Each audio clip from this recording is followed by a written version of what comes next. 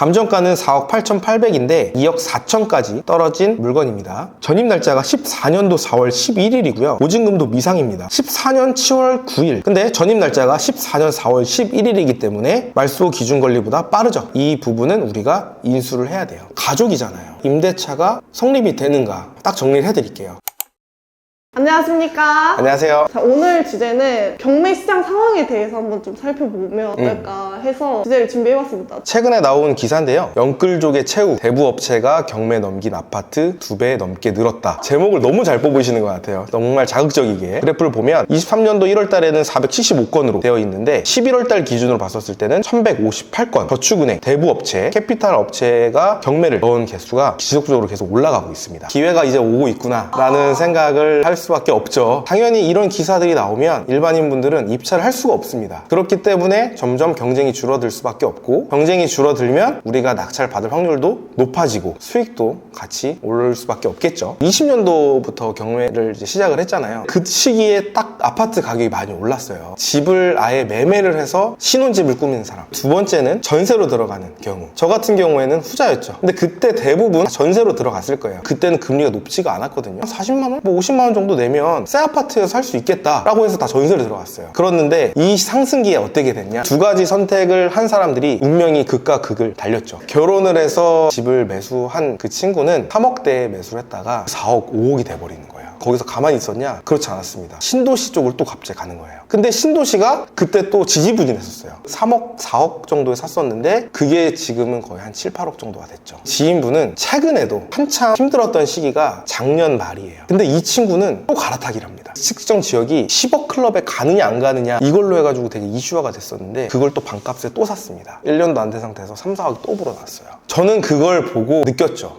차가운 부동산 시장일 때 투자를 해야 된다. 머리로는 인식을 했지만 마음이 따라주지 않았거든요. 제 실제 주변에서 그런 사례가 있으니까 경매가 아니더라 하더라도 그걸 보고 제가 더 훨씬 느꼈죠. 20년도에 저도 한 달 만에 빌라 4채 받고 아파트 한 채 받고 단기 매도해갖고 뭐 1억 정도를 벌었는데, 물론 그것도 크지만 그 친구는 그냥 실거주 이사를 계속 가면서 그 시기를 잘 타가지고 엄청나게 수익을 많이 벌었죠. 근데 저는 또 그 생각이 드는 거예요. 제 지인은 일반 매매를 했어요. 근데 만약에 그때 당시에 경매로 접근을 했었다면, 상승기 때는 사실 시세 대비해서 큰 차이를 못 보잖아요. 근데 이 하락기 때는 또 엄청나게 크게 저렴하게 낙찰을 받을 수 있거든요. 그 시기에 반응했었으면 어마어마하지 않았을까. 이 시기에 하셔야 돼요. 좋은 물건이 나온 시기가 언제냐? 부동산 관련해서 굉장히 자극적이고 안 좋은 기사가 나올 때라고 저는 생각을 해요. 불패 신화라고도 했던 강남 아파트가 쌓인다? 저는 이제 기본적으로 부동산 매매는 심리라고 생각을 해요. 가격이 상승해서 주변에서 그렇게 돈을 벌었다는 얘기를 들으면 그때 그렇게 사고 싶어. 근데 막 주변 사람들이 샀는데 뭐 반토막 났다, 가격이 점점 떨어지고 있다,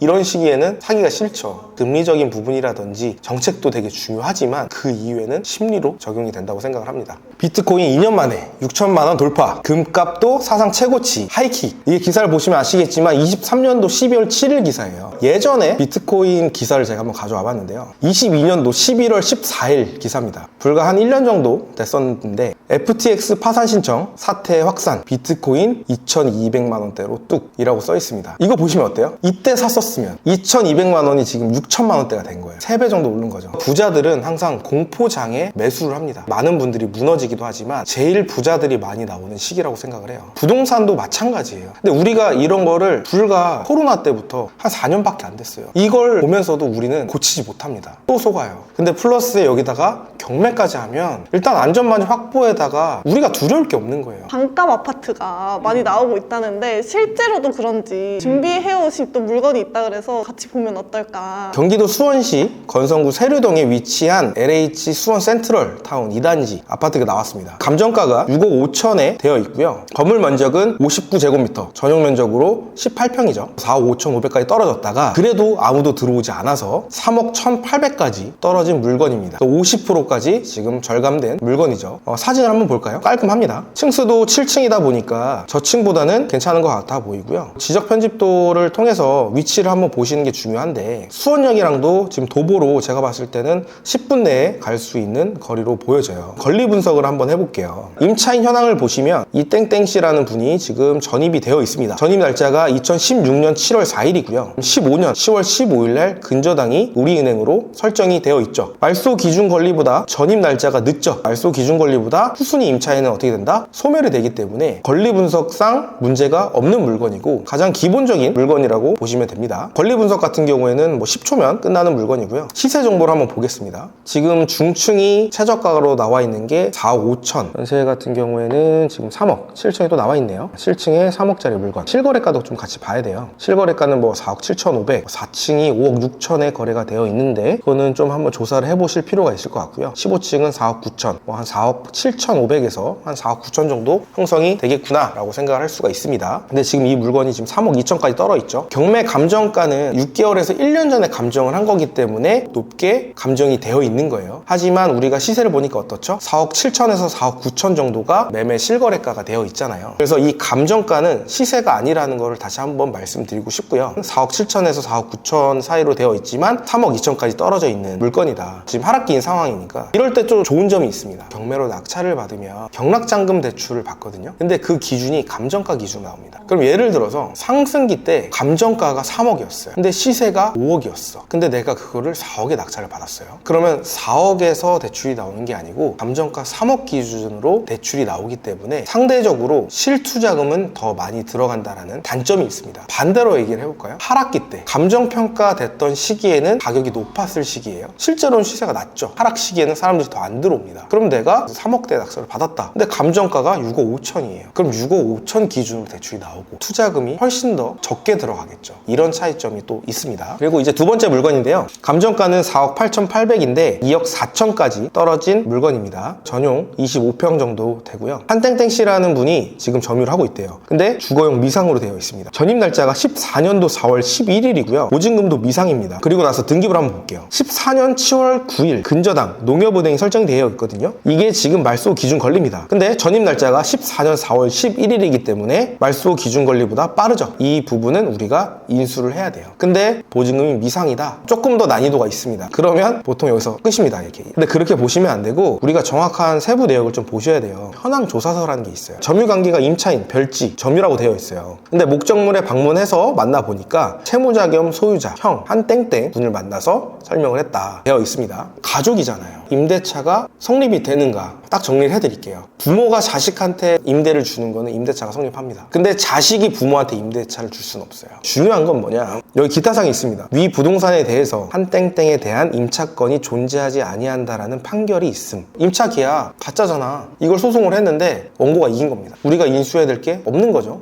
미상이라 하더라도. 그래서 이것도 전혀 이상 없는 물건입니다. 그럼 한번 시세를 보겠습니다. 매매 호가가 보면 1층이 3억 7천입니다. 층수로 비슷한 걸로 봤었을 때는 21층 나와 있는 물건이 지금 호가가 4억에 나와 있죠. 2억 4천까지 지금 떨어진 상황입니다. 그럼 실거래가를 한번 보겠습니다. 지금 4층이 3억 5천 7백, 그리고 11층이 3억 4천, 16층이 3억 5천 5백으로 23년도 5월 달에 실거래가가 되어 있습니다. 한 3억 8천에 거래가 된다라고 봤었을 때 최저가 대비해서 1억 4천 정도 저렴하게 나와 있는 물건이죠. 이렇게 살짝 좀 꼬아놓은 이런 물건을 했었을 때 수익이 더 크게 난다라는 걸 좀 말씀드리고 싶습니다. 아파트도 이렇게 좋은 매물이 많은데 우리의 시그니처는 또 다가구가 아니겠습니까? 다가구 좋은 물건이 많이 나오는 시기. 지금 시기에 굉장히 좋은 물건이 많이 나오고 있다라고 저는 생각을 합니다. 21년도부터 다가구 주택을 낙찰을 받고 관리를 하고 있거든요. 그러면서 이제 소장님들이랑 전화 통화도 하고 여러 가지 또 이야기를 또 많이 들어요. 21년도에 전세가가 엄청나게 상승을 많이 했었어요. 근데 그 시기에 또 신축이 또 많이 팔렸거든요. 신축업자들이 토지를 매입을 해서 건물을 짓습니다. 그럼 건물을 지은 다음에 전세 세팅을 쭉 하고 대출도 받을 거고 그다음에 나머지 차액분만 납부를 하면 매도를 하는 거예요. 물론 토지라든지 건물 크기에 따라 다르지만 한 20억대 중반 정도 되는 물건이 있거든요. 근데 그 물건을 살려면 피님이 왔을 때 얼마 필요할 것 같아요? 그래도 30% 정도는 필요하지 않아요? 30%? 6억? 보통 이제 그렇게 생각을 하는데 한 사례를 시세를 보면 한 5천만 원으로 한 20억 중반대의 다가구 주택을 매입을 많이 했어요.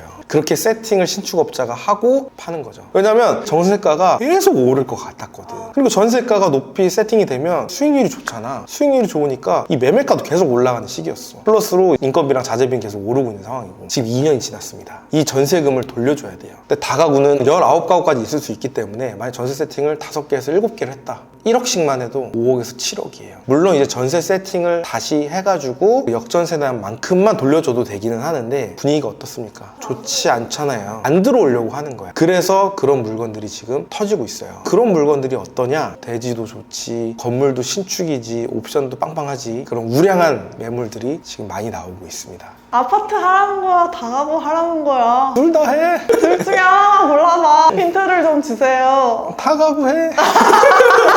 모든 걸 다 알려줬다. 고생 많으셨습니다.